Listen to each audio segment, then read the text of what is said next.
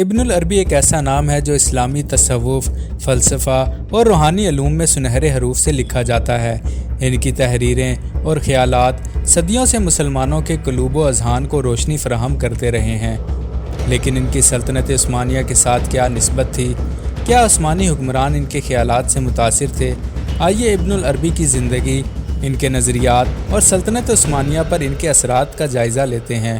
دوستو، ابو عبداللہ محمد ابن العربی 1165 میں اندلس، جو کہ موجودہ اسپین ہے، اس کے شہر مرثیہ میں پیدا ہوئے۔ وہ ایک علمی گھرانے سے تعلق رکھتے تھے اور بچپن سے ہی علم و حکمت میں گہری دلچسپی رکھتے تھے۔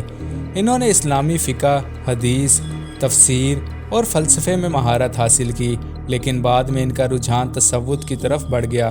ابن العربی نے نوجوانی میں ہی تصوف کی تعلیم حاصل کرنے کے لیے مختلف اسلامی ممالک کا سفر کیا۔ وہ صوفی مشائخ کی صحبت میں رہے اور روحانی علوم میں کمال حاصل کیا۔ ان کی تصانیف میں فتوحات مکیہ اور فصوص الحکم کو غیر معمولی اہمیت حاصل ہے، جو اسلامی تصوف کی لازوال کتابیں سمجھی جاتی ہیں۔ ابن العربی نے سلطنت عثمانیہ کے علمی حلقوں میں بھی گہرے اثرات مرتب کیے۔ عثمانی سلطنت کے سلطان سلیم اول ابن العربی کی تعلیمات سے متاثر تھے اور ان کی تعلیمات کو سلطنت میں فروغ دینے میں دلچسپی رکھتے تھے۔ سلطان سلیمان قانونی کے دور میں ابن العربی کے خیالات پر تحقیق کی گئی اور انہیں اسلامی فرقی حلقوں میں مزید جگہ ملی۔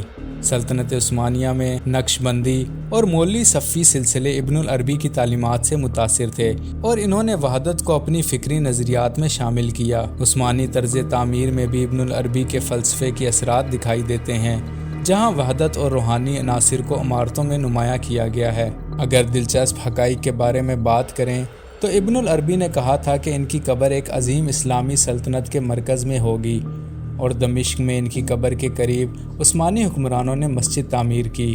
سلطنت عثمانیہ میں کئی درویش ابن العربی کی تعلیمات کو عام کرتے تھے۔ عثمانی شاعری اور ادب میں ابن العربی کے فلسفے کا براہ راست اثر پایا جاتا ہے، خاص طور پر دیوانی اور صوفیانہ شاعری میں۔ بعض عثمانی علماء نے ابن العربی کے نظریات پر تنقید بھی کی، لیکن مجموعی طور پر ان کے خیالات کو احترام کی نظر سے دیکھا گیا ہے۔ ان کے نظریہ وحدت نے کئی اسلامی، عیسائی اور یہودی فلسفیوں کو متاثر کیا، جو بعد میں عثمانی دربار میں زیر بحث آیا۔ ابن العربی کی تحریریں آج بھی اسلامی دنیا میں پڑھی جاتی ہیں۔ سلطنت عثمانیہ نے ان کے خیالات کو نہ صرف قبول کیا بلکہ انہیں اسلامی فکر میں ایک مستقل مقام بھی دیا۔